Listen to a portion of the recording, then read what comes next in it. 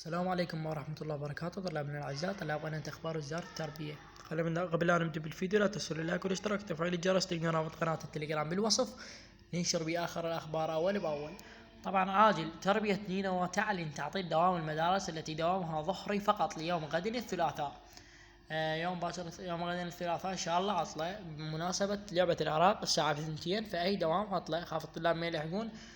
طبعا تنويه حاليا فقط نينوى عندنا تعطيل دوام الظهري. وطبعا الموظفين اللي دوامهم يعني يستمر للساعات الظهر 3 ولا 4، محافظ نينوى يوجه بإنهاء الدوام الساعة 1 غدا لتشجيع المنتخب الوطني.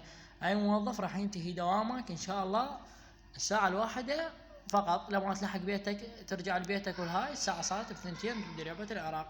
لا تنسوا اللايك والاشتراك وتفعيل الجرس. رابط قناة التليجرام بالوصف. ننشر بآخر الأخبار أول بأول. في أمان الله.